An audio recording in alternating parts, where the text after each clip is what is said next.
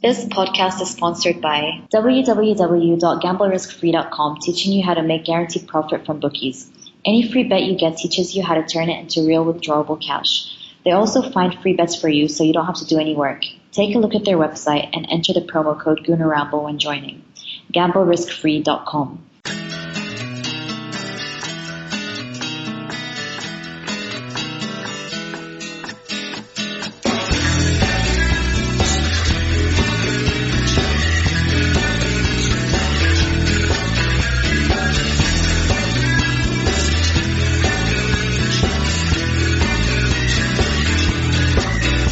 Hi and welcome to another episode of the Gooner Ramble.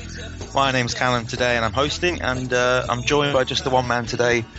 And every time I host I always say thanks for being with us, but it's 10 to 12 at night and you've come on, so a particular thank you for you coming on today.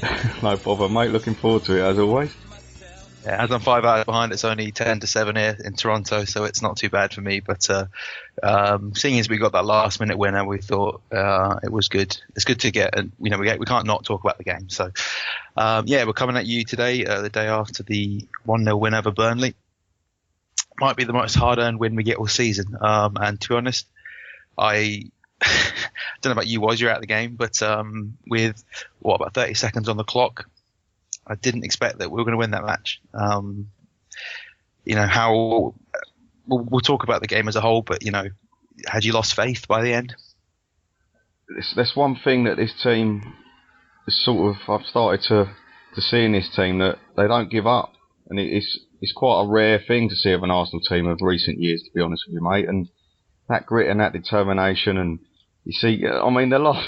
Literally, as you were talking about that last 30 seconds, I stood there and witnessed Mustafi on the right wing curling in 2 consecutive crosses, thinking, get in the box. I was thinking, get in the box, Mustafi, the centre-back. And just the will to win of all the players and the scenes and the reactions. And it was a bloody hard-fought win, but at the end of the day, 3 points are 3 points. But that last 30 seconds, and I didn't see it.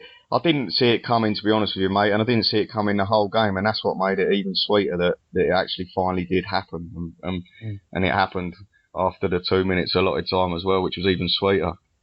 Well, I was watching on a stream, and it got to about 91 minutes, I think, in 40 seconds, and then my stream went down, and I just thought, well, there's no point reconnecting, because I'll get a little notification from my Arsenal app any second now saying full time, Burnley 0, Arsenal 0. And then my stream refreshed and I saw all the players celebrating, and it took me a second to... Do you know what it reminded me of? Do you remember the 2010 World Cup when Gerrard scored against the USA, but it was on ITV and they completely cut out? Yeah, it disappeared. So everyone missed it. Then it cut back. I was in the pub and then he was celebrating, and it takes you a second to realise what you're watching. We'll go back to the start of the game. And I remember listening to you on the podcast after the Basel game. And you said that you were really confident for this match, that we were playing so well that you weren't really worried about it. Were you?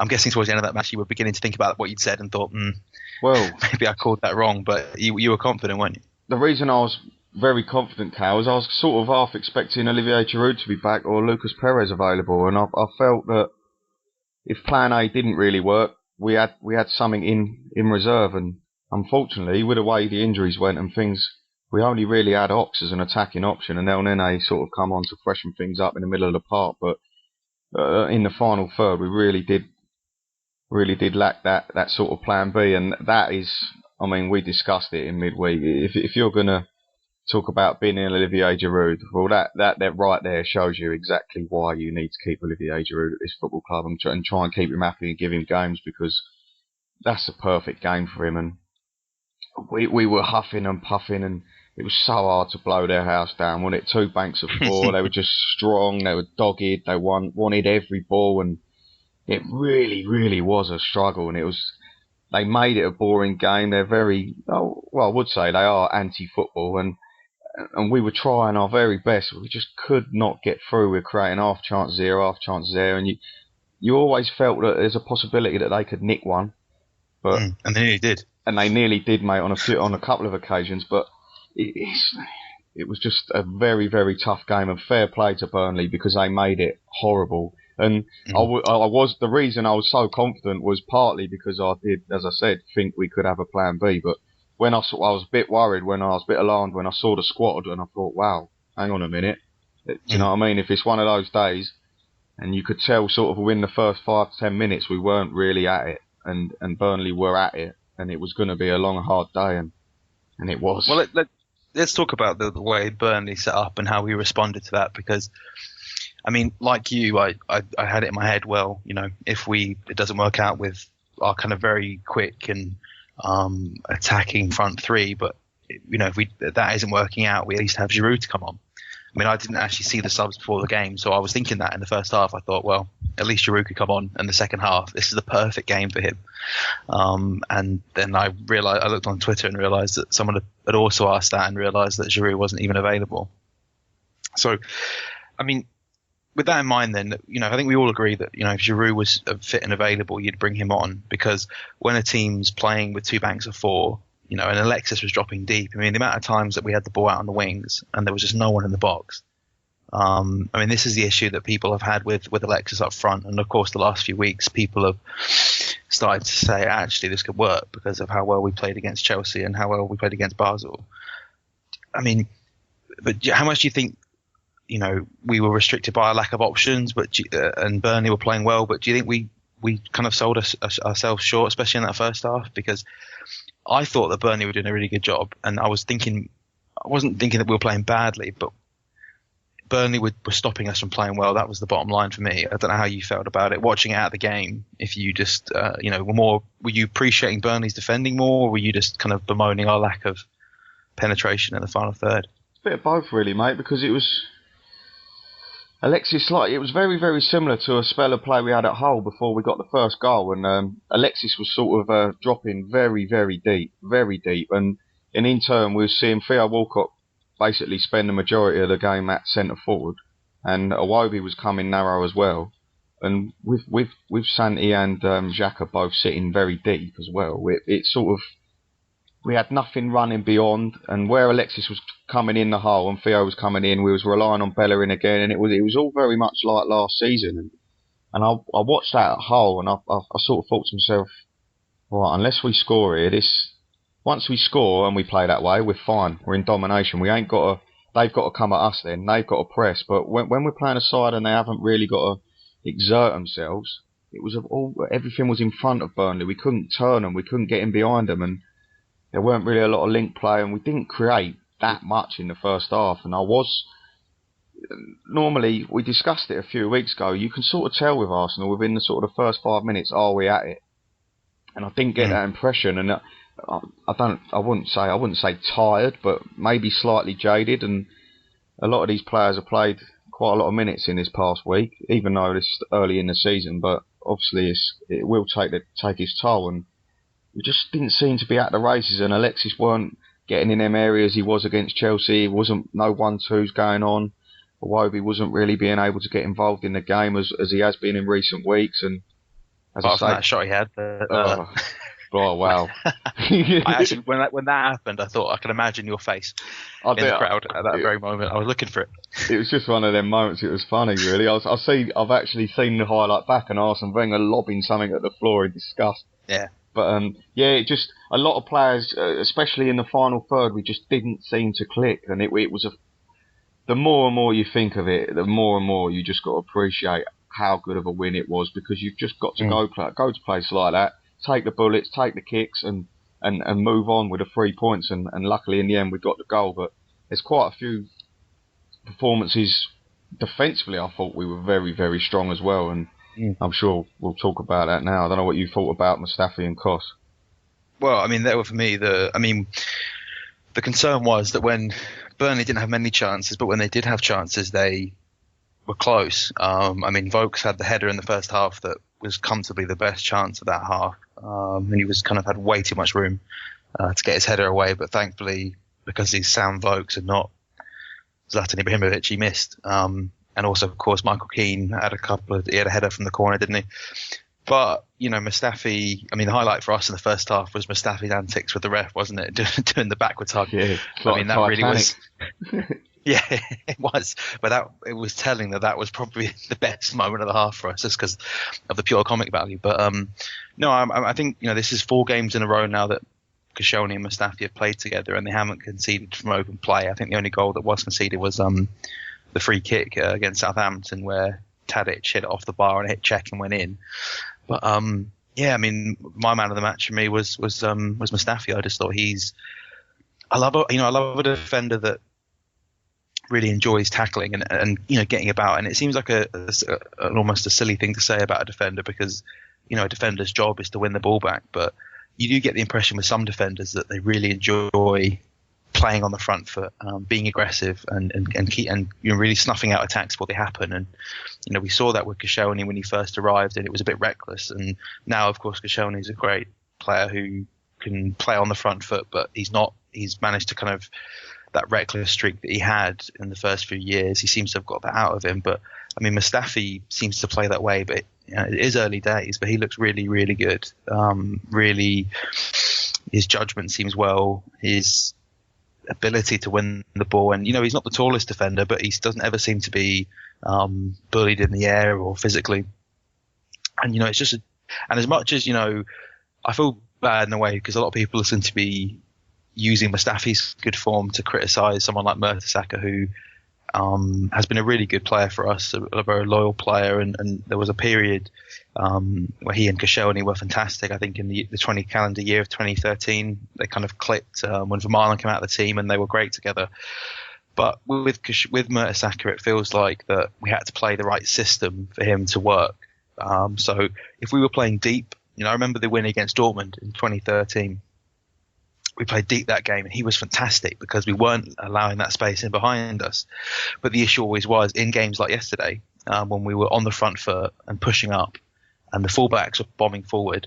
We had Mertesacker and Koscielny back, and with Mertesacker, you always felt that there was always that concern that if he was isolated, which he often was, he was going to be exposed, and quite often that has happened. And that's he is what he is. He's a tall bloke who can't run. And I just watching Mustafi and Koscielny together, it just feels fantastic to have 2 defenders that you feel can bail each other out.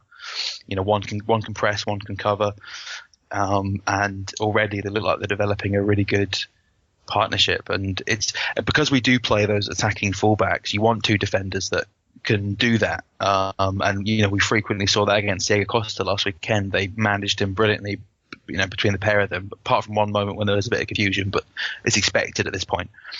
But for me, it was another great game from Mustafi. Koscielny, I think, has been our player of the season. I'm sure you would say Walcott, and I wouldn't. I think he's up there. No, but I think Koscielny this season. I agree with you, mate. To be honest with you, I think Kos has been a rock. Yeah, I think he's been fantastic. I think with Koscielny, he's not had a bad game this season. He's a 7 out of 10 every week. But then, of course, he had the great game against Leicester, where he was absolutely fantastic. He really won us the point in that game. Against Chelsea, he was great, and I think he was really good again yesterday. So, it's really nice to have 2 mobile, athletic, and strong centre backs you feel that can work well together. And whilst there is concern about the chances Burnley did have, it's really promising, and people are quick to say, "Oh, they're brilliant. They're the best partnership we've had for years and years and years." And it is tempting to say that, but it's just another game under the belt where they've done really well. And I think defensively we can agree that we're looking pretty strong at the moment. What did you make of the fullbacks? Because Monreal is a player that's been coming for a bit of criticism this season. A lot of people are asking for Gibbs to come in.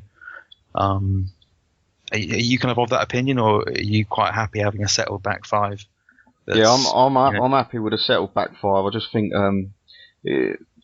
he's becoming a little bit exposed. We spoke the other week about switching the emphasis a little bit, and Iwobi's been given the freedom to come inside, and it's not really providing much protection for Monreal. But I just quickly want to jump back on a few points on Mustafi, because go for it, please. I find him really comical. I've been watching him, and he seems to. The first 5 to 10 minutes of games, it seems to me like he sizes up his opponent, and it takes him a sort of a little while to get going, and then he sort of figures them out. And Sam Vokes is a big bouldering lump of poo, and he's up there just That's the best way to describe him. He's bloody useless, to be honest with you. We'd rather have him against you than Andre Gray, who exactly, and I think that could have caused us a bit more problem. But Mustafi, early doors, the first sort of 5 or 6 aerial challenges, he lost every single one to Vokes, and Vokes was winning the flick, and Georgie Boyd was on the second ball every time, and it happened about 4 or 5 times in a row, and I was thinking, something's got to happen here. Like between Mustafi and Kos, they've got to stop this happening because he was winning the ball too easily. And then all of a sudden, Mustafi just didn't. Enough of this, he thought. He started getting tighter to him. He started getting more physical. I mean, then we had the Titanic moment, cuddling the ref. Then he had a big sliding tackle, and he just seemed to all of a sudden click and think, right, I've got your number now, mate. And and then Vokes was just not involved. And that header you was talking about, he was actually offside. I don't know if they showed it on Sky. Oh, was he? Yeah, the linesman had his flag up. Oh, did he? Oh, yeah. I thought they said, because I remember he looked at the linesman and seemed to suggest that the linesman hadn't put his flag up. Oh, he did, or yeah. maybe he was retrospectively. He did put his flag up immediately, because I obviously straight away looked across the line. And Mustafi, what you're saying about his height, he's a very, very odd shape. He's extremely odd shape. It almost seems like he's got sort of midget-like features, and he's a big boundary centre-back. I find him very... He's so nice to watch because he's so unorthodox, but he's very good at everything he does. And I just love the way I've seen him. I saw him do it with Costa, and he done it with Doumbia. He seems to spend sort of 5-10 minutes sizing him up, and then all of a sudden he's gone. And that striker ain't getting a touch of the ball after that. And it's lovely to see. And he also ain't afraid to get stuck in, is he? He loves a tackle. But with the... Go on, mate. Go on. Yeah, sorry. well, you can tell that he came up at Everton, didn't he? And he's taken to English football again like a duck to water. He doesn't at all, as often with, defenders who are, barely over 6 foot coming from Spain. I mean, he's a World Cup winner, so you can't really argue that, can you? But and he's matured. He's matured a lot since his Everton days as well, so it's fantastic. And it's a thing, I guess, with Wenger, he's never spent that money on a defender before. I mean, we've always seen... your Vermaelens, your Mertesackers, your Koscielnys, your Gabriels. These are all players that cost 10 million or so. Some work better than others. But, for £35 million for a centre-back, I know it's the kind of current state of the market, but you don't want to pay that money unless you're convinced that they're worth it. And again, it is early days, but Mustafi really couldn't have made a better impression up to now. He's a winner, mate. He's a winner. He's a born winner. You can see it in him. He was captain of Valencia before he came, and of course he has that World Cup winner's trophy, and you can't argue that, can you? Well, at the end, he was in the away end. Was he? Mate. Yeah, he was in the away end. When the camera, if you look carefully on a celebration of a goal, you can see him just in the background. He had his head in the away end, mate. He was going ballistic. Didn't even score, but he wanted to get in there. Oh, he was going mad, and the scenes at the end were absolutely brilliant. But I'm sure we'll get round to that again. Well, let's talk about the atmosphere. I mean, you were talking about. People aren't usually excited to go to Burnley. No offense to people from Burnley, but it's not a particularly glamorous place. And but you were talking before the game on the last podcast about how excited you were going up, and just kind of it's as someone who's I'm out of the country at the moment, but I never got to go to many games anyway at home. I never really went to away matches. But when you're going up to these games up north? Bit of a long day for you guys. I mean, what's the atmosphere like? What's it? Just if you could give a bit of background to what your day's like when you go up to these away games, because a lot of people who listen, only a few thousand people get to go to the away matches, so it's paint me a picture. You get some incredible experiences, I must admit. Like, for instance, a couple of weeks ago at Hull, we were in a working man's club. £2 a pint, like the locals are. £2 a pint? Are you kidding me? I don't think they've ever seen people like us, like walking their pub, and it's just funny. And for instance, at Burnley, we ended up there's a cricket pitch on the back of one of the stands, and there's a bar in there, and there was loads of Arsenal in there, like on the cricket pitch. Very, very surreal. And then at Burnley, you get in, you use your ticket, you get in, and then you go back outside the stadium into a car park to have a beer, which is. I've never done that before either. It's just the whole thing strange. What's the thinking behind that? No idea. It's almost like an overflow to the internal bit of the ground. But it turns out, which was even bigger shock than anything, it was actually sunny, mate, and it was hot. I couldn't believe that in October in Burnley. I thought I'd be in a big woolly jacket, and their fans, to be fair to them, mate, they ain't got a lot to cheer about, but they were fantastic from the word go, and there was a strange feeling in the away end, because I don't know if you saw about it. The trains were interrupted because they hit cows. They hit a herd of cows, which is incredible. Well, I heard the way I heard about it was, most people who follow Arsenal and follow Arsenal media will know of Tim Stillman, who writes for the Arse blog, and he's been on this podcast before.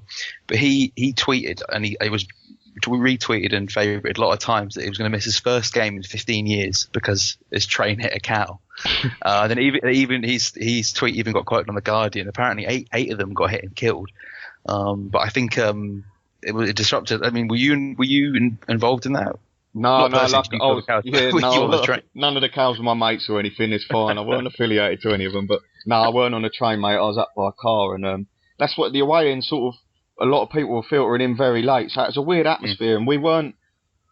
I just think the way we started the game sort of filtered through to the away end, because normally our away fans are so loud and we're constant with our singing, and we have got some of the best away fans in the league, but it just seemed a very strange atmosphere, and Burnley were really up for it, and I was actually on the segregation between the two sets of fans, and was getting some stick throughout the game, and to be honest with you, we didn't really come back with much, and it was just one of those, we was all sort of thinking the same thing, like, we could be in a bit of trouble here, and if it don't click, we are going to be in trouble. And the longer the game went on, the more and more stick we were getting, and singing soft southern bastards and all that. And they really don't like us up there. They really, really don't like us. And the ironic thing is, with the the shout for the penalty, the handball, when the Burnley man smashed it at his own player. We obviously all went up in arms, handball in the away end. So the Burnley fans, for the next sort of 10 minutes, were going handball for every kick. And we ended up winning the game with a handball, which was sort of sweeter than that. But yeah, the atmosphere inside the stadium, I must admit, they're one of the best sets of home fans for constant singing. Nice little away end, wooden seats and all that. Very strange, but it's nice to go to a place like this. Do you know what I mean? And when you see isn't it? Character, mate, and when you see where they are in the Premier League, you got to hold your hands up and say fair play to them, and they've got to do whatever they can do to try and stay there. But I'm glad you mentioned that, because one of the things I've heard, which always drives me mad, is there's people, like for example, you mentioned they were taking the piss out of the Arsenal fans for calling for a handball, and then we scored with a hand, which is funny, right? But then a lot of people I saw after the game saying, fuck Burnley for playing anti-football, they got what they deserved. And, I think Arsenal fans, I think it's probably more in the younger generation as well, but they need to take a step back and realise that, Burnley, even though the money in the Premier League is huge, I mean, just by the way you've described the stadium, it's a bit different from the Emirates, isn't it? And the financial difference between the clubs is, so it's night and day. And, Sean Dyche doesn't have a responsibility to play nice football. He has a responsibility to do everything he can to keep Burnley in the Premier League. And for 91 minutes of that game, I mean, if anyone deserved to win that match, it was Burnley, because they did an absolutely incredible job of shutting us down. Incredibly disciplined throughout. I mean, we really didn't get a sniff. I mean, the Alexis volley that hit the edge of the post and went wide, that came with about 10 minutes to go. And really, that was the only chance any of our players got any sort of joy in the box. And that was from a deflection that kind of went up in the air, and he was in the right place at the right time. And there needs to be, I think, we're lucky to call ourselves Arsenal fans, whatever, but we follow a team that are incredibly well off and have some of the best players in the world playing for us, and we can, we're very proud of the fact that we play nice football. This is one of the things, with Wenger's 20th anniversary at the club. It's a big discussion point. Has been how he's, over the years, Arsenal have developed a reputation as being a team that play nice football, play attacking football, and that's what we want to see every week. But that isn't the case for a lot of these smaller clubs. And what Burnley did yesterday, I mean, I was a defender when I was playing youth football. I dabbled in other positions, but I was always defensive minded. And if you're watching them play and their discipline and their organisation, it's not the most eye-catching style of football, but it's a valid way of playing football, and it's an effective way of playing football when it's done well and when it's done against a team that has far greater resources than you. So that was something I did want to mention, because there has this been kind of, Burnley got what they deserved because of the way they played, but it's a very arrogant way of thinking, I think, especially from one of the bigger teams of the country. And the fact that we were all sitting here thinking, this is such an incredibly frustrating game to watch was a testament to how well they played. And I mean, you have to give them credit, don't you? Because really, as much as we've done well to keep going to the end, we've gotten incredibly lucky to win that game. And, Arsene made a fantastic quote. I've said he's done numerous interviews this week with the 20 years and all that. And one quote he said that I really loved. He said, "Defenders hate to lose, and the strikers always want to win." Yeah. And it is a great analogy, but it just seems to me like Burnley have got 11 men that hate to lose. And that's the only. I think that's the way they look at the game. And anything else is a bonus, and that's the way it has to be for them, because, like you said, they aren't able to sort of have the resources and the players to have, you know what I mean, want to go out and try and beat Arsenal and win the game hands down. They'll take anything they could get, and that's what they've got to do, and that's what we've got to accept. There's going to be teams that are going to do that to us, and we're going to experience more of these games, because there's a lot more clubs out there.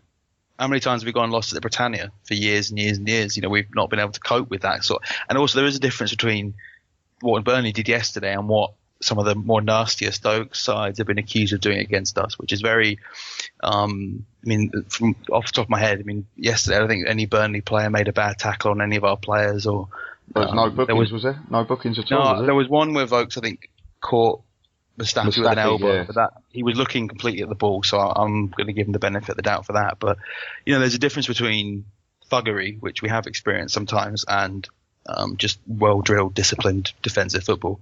But either way, we're going to come up against both of them this season, and you know, we need to be able to get through that. And you know, I do think there was a lot of luck in that result yesterday. But if you're the players going into the international break after those two quick wins, I mean, if we don't win that yesterday, talk about a momentum killer, you know, after blowing Chelsea away, after dominating Basel, you know, scoring for fun and not creating chances and not conceding anything, to then go and play a game like that where we barely test the goalkeeper and then have 2 weeks off. I mean, it really is important. And, you know, I think back as well to the Southampton game where we scored in the last minute with a dodgy penalty. And I mean, how do you feel about it all? Is this, when that goes in, you know, I mean, by the 92nd minute, your hopes at the lowest level, right? You think this is not going to end well for us, and then that's when the goal comes.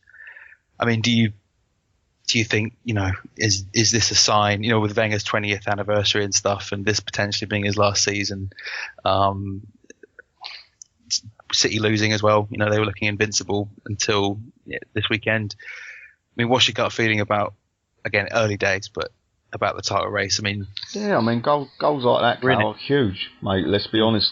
They're the kind of goals that you look back at the end of the season, and you look at the end of the day, no one will remember sort of that in a few months' time, but we will. Like no other club will look at that, and we will look at that and go, bloody hell, do you remember that day in Burnley? That 92nd minute, Theo Walcott climbing for a header and flicking it on, and Koscielny and Oxlade somehow. I mean, to be honest with you, when that ball got crossed in, and I see, because it's a very strange away, and the goal is basically, the goal is sort of nearly underneath you, and it's so really steep. It ain't big, but it's quite steep, and I couldn't really see, so everyone stood up, so I couldn't really see the bottom half of the goal. So all I could see was the ball go in. I saw Theo flick it on, and all I could see was Oxen. It was like I could just see their heads, and I couldn't see the ball or what had happened, and it just went pandemonium. And then I sort of clocked that, bloody hell, we've scored here, so we're going absolutely mental. And then I look up and I see all the Burnley players going mad, and I think, is it disallowed? What's happening? And it was just the weirdest sort of 10-15 seconds, and it went absolutely mental. I mean, we've celebrated some good goals over the years, but that really, really was a crazy celebration. For a good 20-30 seconds, everyone was just going. There was just bodies everywhere, Cal, and it's such a nice. It's one of them goals where you're just hugging anyone and everyone. Yeah, I saw Arsenal Fan TV had a great video when they were recording at the end and just seeing the scenes. I mean, it makes it nice. This is why you go for these. You spend your day travelling up to some town in the north and potentially, I mean, if we'd lost that, I mean, this thing, as someone who has never travelled to away games, I've always thought, when you make these long journeys and then you see us lose or just play terribly, I mean, do you ever question why you do it? I mean, if you ever do, I guess it's those winners that convince you, right? Exactly, mate. I mean, when you go like when we went to Stoke and you're 3-0 down, and you go places and you get smashed at Old Trafford 8-2, and you do things and you think, wow, like go all the way up to Anfield and see us get obliterated. And you're paying big money for the privilege of. Yeah, I mean, and you at the end of the day, that's the life of a football fan, and you can't just support your team just to win. you got to take the rough with the smooth, and there will be great times, and goals like that yesterday really were one to save for the years, and it's just so good when you look around, you see people of all ages, like children all the way up to little old grannies, and every single one of them in that away end, they just all got the same elation on their face and relief. It was just such a relief, and you could see all the players' joy, and it really was a great moment. And it's one of them that we have to take with us, and like you said, the momentum has got to keep going, and hopefully when we come back from the international break, we're going to get a few more players back, Ramsey back, Giroud back, Perez back. Hopefully Alexis, I know he's going to probably play 2 games out there, and he probably won't be available for Swansea, but hopefully he's okay, and everyone comes through the international break without any issues, and we keep this momentum going. But I think we do need a bit of freshening up. I think the middle of the park definitely is. I don't know what you thought of Xhaka Santi together as a pairing, but I think that's definitely something to discuss. I do. I like it. I mean, the thing is, I want to see Xhaka in the team. I think we all do. But then, Coquelin and Cazorla has worked so well for us in particular at the end of the 2014-15 season. But I still think it's, in terms of a pure partnership, I think it's probably the 2 best players we have to work as a pair. But then again, Xhaka's not really had the time to develop a partnership yet. So who knows? It could be him and Cazorla, could be him and Ramsey. It's going to be really interesting to see what Wenger does with Ramsey when he comes back. Wenger's always been a huge fan of Ramsey, even when he wasn't, in large points of his Arsenal career where he's been underwhelming and struggled for form. The fans have been on his back. One thing I heard this week, and obviously all this talk about Wenger, is that I think it was on the Arsecast, but he was described as his best human quality is his loyalty, but that also is his worst management quality, because sometimes it means that he gives players chances when they should have run out of them, really. But anyway, I'm really looking forward to Ramsey coming back. I'm interested to see how he puts him into the team, and I would like to see Ramsey and Xhaka, because as much as I like Cazorla, he's 30 now and he's played every game this season, if I'm not mistaken, and apart from the Forest match. I don't know. I think he and Xhaka do work well together, because they're both quality footballers, and both they're not too gung ho. They do, Coquelin, for as much as I love the guy, he does seem to venture off into, he's got a case of the Flaminies. I think ever since Flamini left, he's like, right, I have to be the guy who runs forward when I shouldn't be. But Xhaka and Cazorla, and it's tough. It's tough to judge on that Burnley game, because we were dominating the possession for so much of that match that really they were just the players that were picking the ball up and hitting out wide, hitting it into Özil, building play. They weren't really tested in the way that they would have been against a better team that was trying to attack us more. Yeah, they had. Oh, sorry, Cal. Go on, no, that's fine. I was just going to say that I think it's too early, really, to. I think in most games they're going to be fine, but whether or not I fancy them as a pair in the biggest matches remains to be seen. And I don't think Wenger knows either. I think he's got a lot to decide, especially when Ramsey's back and Coquelin's back. But we have options.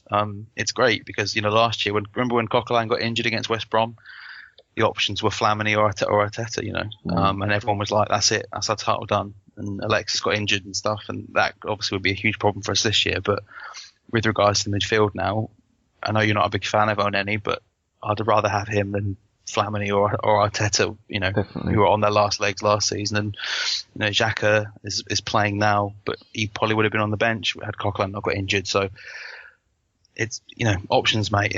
We've not had them before, not for a long time. Yeah, with regards to the actual performance the other day against Burnley, I don't know, I just found it a bit strange. I think I think he was almost asking Xhaka, the way I saw it early days in the game, is that he was sort of asking Xhaka to sort of replicate Coquelin's ability to press high, and that ain't Xhaka's game for me. No. I think it ended up, the longer the game developed, it ended up as a flat 2 deep. Now that really hurt us, I thought, because Mesut Özil struggled big time. We had no one was getting close enough to Mesut.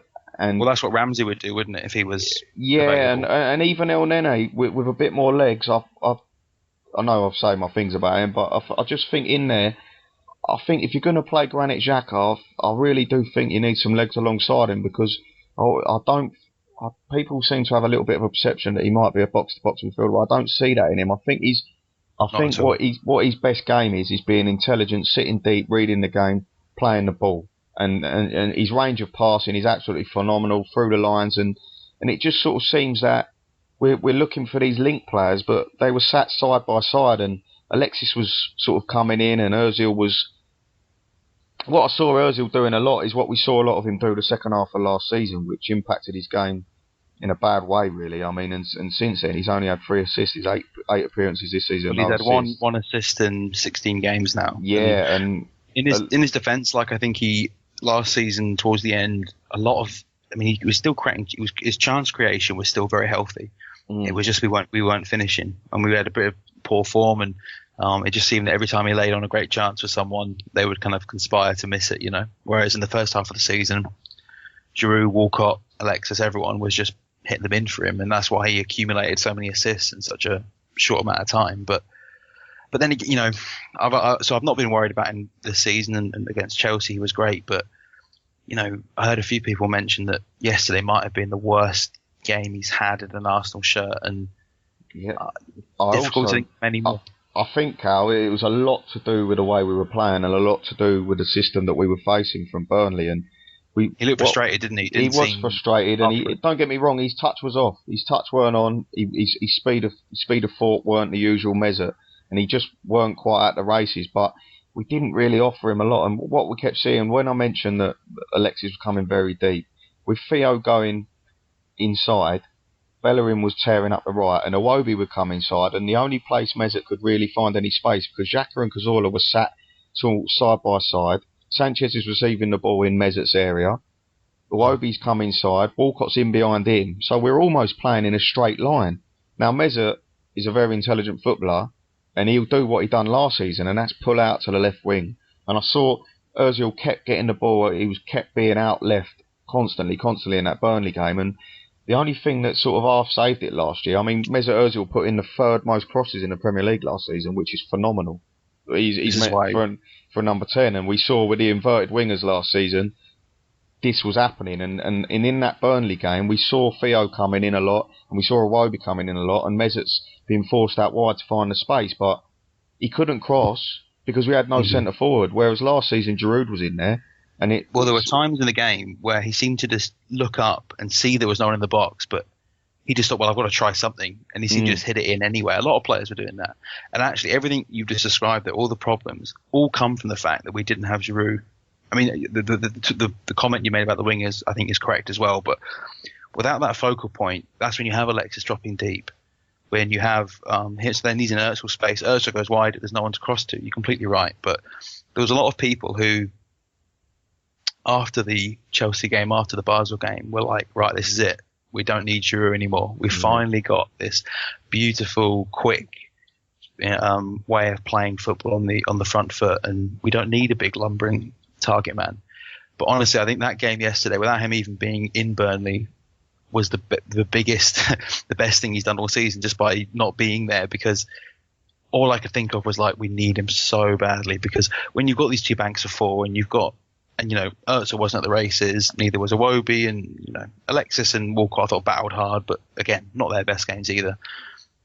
But when all that's happening, you need to have, you know, Giroud will, a ball will bounce off him, he'll score a header, he'll just make things more difficult for the defence. Whereas, I mean, for most of the game yesterday, the Burnley defenders had nothing to do, really, apart from keep their shape and, you know, keep an eye on a player when occasionally would come in, but they weren't given a tough, a tough game at all. Yeah, we didn't really ask many questions, did we, mate? We didn't have any. No. Didn't have any runners from the middle of the park. No one was sort of running beyond the space that Alexis was vacating, and Theo was having to come in, and like we said, Bellerin was being overused. But when Bellerin gets in them areas, there's no point in him being there because he's not going to pick anyone out because they're already set that no one's going to win a header.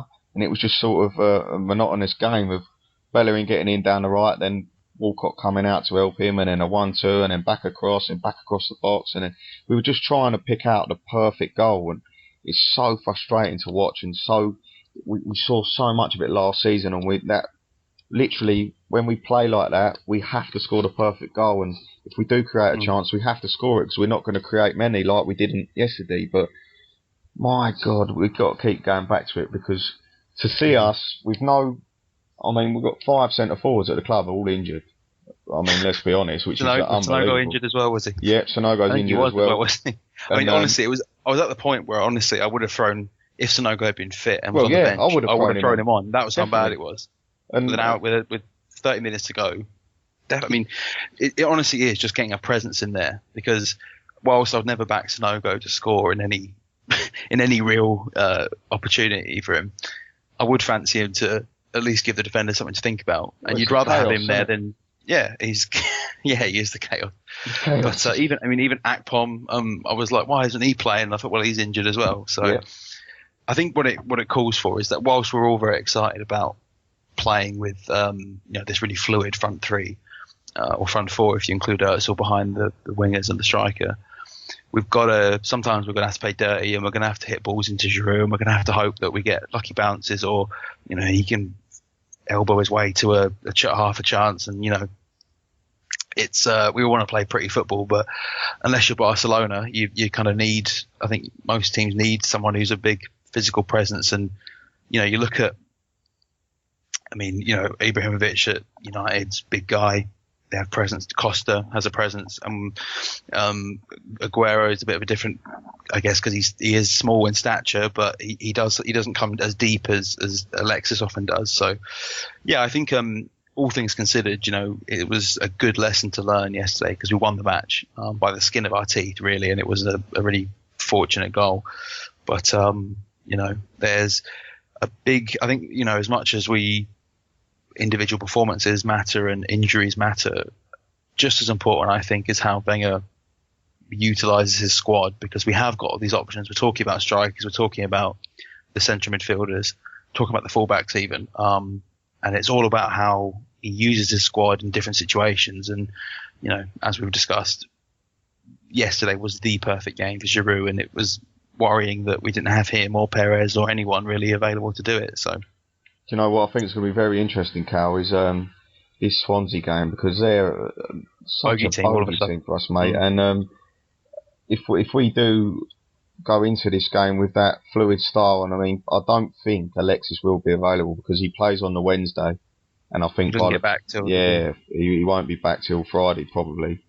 And I don't think he'll be available, but it's a good opportunity for Lucas Perez. If Wenger wants to implement that same style, we saw him play up front against Forest. In the second half, he looked like a different player, and he really did look very, very comfortable in that centre forward role when he was making great runs and linking up the play well. So it's a big decision to be made there, because does he revert to type and just put Giroud up there like we've tried against Swansea in previous years? But what worried me the most about the Burnley game is I think when the subs, Wenger he went back to what he'd done last season. He put Theo back out on the left, and we nothing really happened. I saw your tweet when that happened. You weren't happy with that, I weren't happy, mate, and I just sort of thought, no, Arsene, please, no, mate. The width, all season we've seen the width cause the problems. It has all season, and I just thought, Theo don't want to be there, and he nearly did score, actually. No. He curled one round, didn't he? And that went. I was sure that was in. I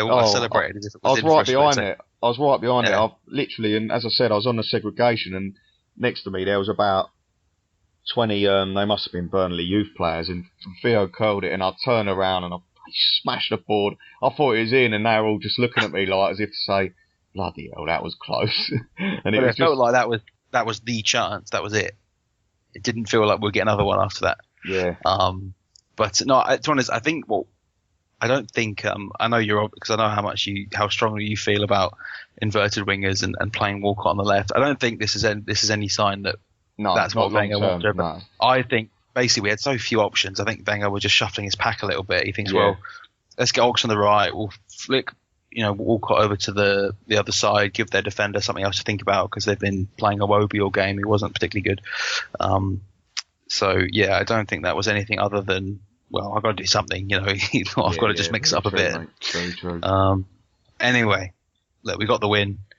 We can take some lessons from that, and as you said earlier on, 3 points are 3 points, and winning ugly sometimes is just as satisfying as winning pretty, but it's just a very different type of experience, I guess. But well, to sum it up, mate, if you had said to me I was going to travel up to Burnley, we'd do pretty much nothing for 92 minutes, we'd get a cross in, we'd take a short corner. We took a short corner with 3 seconds to go. I was doing my nut. I was like, short, what are you doing? I thought he was going to blow the whistle. And then to cross it in, Theo Walcott to leap up and win a header, and Oxlade-Chamberlain and Koscielny to rugby tackle it across the line. I mean, Kos has volleyed it onto his right hand, off his left hand, in the net. Everyone's bundled up. Kos is injured. Everyone's going mental. Monreal's going ballistic. Mustafi's in the crowd. We're all going mad. And we've come away with 3 points from one of. You remember that a lot more. Yeah, than what will be a routine 2-0 win. Exactly, mate. And it will be one of the toughest away games of the season, and it's an acid test, and we've got through it. And the more and more we keep winning these games, the more and more you've got to start looking at us and think, fair play. You've gone and smashed Chelsea, you've done it beautifully, and then you've gone up to Burnley and took the rough with a smooth, and you've really battled and dug in, and we nicked a really scrappy, horrible goal, and it felt so nice to win with a shite goal, mate. It felt so good. Honestly, I loved it. I love it as well sometimes when they're, especially when they shouldn't have been given. I mean, I don't know whether that should have been given or not. I read a thing on Sky Sports earlier where an ex-ref said, oh no, it was a correct decision for whatever reason. But if I was a Burnley fan, I would have been fuming. But that's the way it goes. They were fuming. Don't worry about that. They were fuming. You experienced that firsthand. Yeah, outside the ground, they were fuming. You've been lovely, Cockney bastards. You lucky bastards. Damn mental. They love it. But you got to applaud them because. Fair play, They nearly got the point, but wow, happy days, and what a celebration to end it, and that's what football's all about, mate. I've just seen a picture of Monreal after where he looks like he's possessed or going Super Saiyan. If you would have swept that camera around, there was about 1,000 people looking exactly the same straight back at him. It was absolute pandemonium, mate. That's great. I'm sure you'll remember that for a long time. But before we call it a day, mate, I don't think there's really much else we could talk about with the game itself, but as you're in the crowd, as it was, 20 years of Arsene Wenger, obviously, he is and he has been the most divisive topic of discussion amongst fans for some years now. Did you feel like there was kind of a, one-day truce amongst the fans that even the most kind of vocal of his opponents were happy to say, all right, we'll give him. I mean, I'm guessing as the game went on and we didn't know that we were going to win, that might not have been the case. But how was that? I mean, you go to all the games, so how did you feel that? Yeah, do you know what, Cal? I really do believe that if we had took the lead early and won that game comfortably, I think it would have been a bit of a celebration, to be honest with you, mate, because he walked out the changing rooms are like in the bottom left corner of a away stand we were in. And the manager and that has to walk obviously across the whole pitch. And when he come out, he was getting one Arsene Wenger was sung, and I did feel like sort of people just sort of took a step back and thought, look, we've got to applaud this man. And it was briefly before the game, and it wasn't the whole away end, but it was louder than we've heard for a long, long time. One Arsene Wenger be sung, and it was nice for him. And look, I've had my issues with him in the last 3 years, and I appreciate that. I love the bloke to bits. You know what I mean? I'd have a statue of him at the end of my bed. I love him. But the last 3 years I've been frustrated with him, and I've had my reasons, and it's just people's opinions. But every single person, to a man, Wenger in, Wenger out, whether you like him or not, you cannot dispute what he has done for our football club and what he has brought to us as a fan throughout his 20 years. And we've got to thank him for that. And I stood there and I sung one Arsene Wenger, whether people think he's hypocritical or not, because... No, I don't think so at all. I think he just needed that support. And I do honestly think, though, Cal, that the atmosphere, the feeling, I think it would have been a bit of a celebration for him, because I think it might have got a bit more of a sing-song and a bit louder. But like you said, the way the game panned out, but it was just so nice. And the thing that I loved seeing when I got back in the car, I was on the old Twitter feed looking for things, and the first vine I saw was Arsene Wenger patting Alexis on the head like his little dog. Yeah. And I just thought, do you know what? That was just such a beautiful way to sum up the game, because you could see Alexis is overjoyed. I saw it. It was described as when your son does really well at. You go to like a parent-teacher night, and he's done really well. Yeah. And you go home and you pat him on the head. It was so funny. He was just like, yeah, that was lovely. Beaming smile from both of them, and it was just great. And do you know what? I don't think we'll hear one Arsene Wenger sung that loud again for the rest of the season, unless something does happen near the end of the season. It's still very much up in the air with Arsene, and I'm still very much up in the air with him, and all of us. Everyone, no matter what you think of him, surely everyone wants him to go and do it. And I said last season I had everything crossed, and I honestly thought that was it. I really did think, look, he's shot now. Last season, Leicester win the league, I thought he ain't got no more. And I've sat there and watched us obliterate Chelsea. Absolutely, we could have been 10-0 up against Basel, and then have the grit and determination and the will to win, and the leaders he's added into this team, the Mustafi and the Xhaka and these people, and go to Burnley and take a few kicks and take a few tough challenges and win the game. Don't matter how we win the game, just win the game. And it's very promising and it's very exciting, and I just really hope it continues for Arsenal and for us, because this Premier League's there to be had again this season, and no one's really going to run away with it. City look fantastic, but we've seen what can happen. And we know what can happen in this league, and there's going to be 4 or 5 teams in there at the end of the season. And if we can stay there, if we can stay within touching distance, we got a chance. And with the squad that we've mentioned, it'd just be perfect for Arsene just to do it in his 20th season, and we all want It would just be, yeah. Like I'm of the opinion, do I want him to sign a new contract? Probably not. Not now. Again, I was like you. I thought last season was the chance, and I still feel that way. That I don't think he's going to win it again. Although my feeling now, with having made the signings we did, and the way we've recovered from that opening day loss, and beating Chelsea, and that kind of win yesterday makes you amps up the belief you have just that little bit more. And for me, there's kind of a frustration that we're looking this, like we have this squad now when he has to decide whether to stay or go.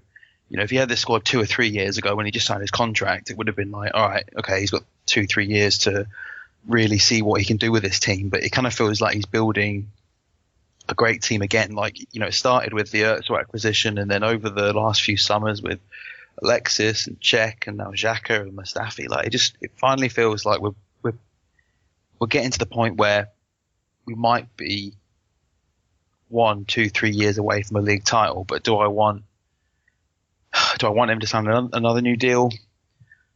I can't bring myself to say that right now. I mean, it really does depend on how the season plays out. Like, I don't want him to sign a new deal right now. So it's so hard, But as you said, irrespective of how any of us feel about him now, you can sing his name and be thankful for what he's done in the 20 years he's been here, and not just for the titles and the Invincibles and the FA Cups, but also just he's such a great character. Sometimes when I'm watching, some of his interviews and he's having a laugh with the press and stuff, and I can never hate him. I could never bring myself, even though in our lowest moments over the years, losing to Bradford in the cup, losing 8-2 to United, 6-0 to Chelsea, selling our best players, in those moments you really question it, and you just think, why Arsene? Why are you doing this? There's sometimes he makes decisions that you cannot justify. In every game we've seen Yaya Sanogo start for us against Dortmund in the Champions League, against Bayern Munich, you just think, what is going on here? Why haven't you spent the money?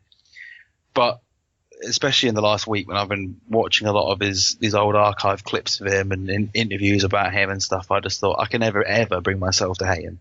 He's just too wonderful a bloke, and such a great character. And I think we all, even apart from maybe the very, very, very vocal us and the people who want him out, I think nearly all fans want him to go out on a high, and for him to win the league one more time. And wouldn't it be great if, the way that the whole debate came to an end was because he won the title and left, not left in acrimony. And, but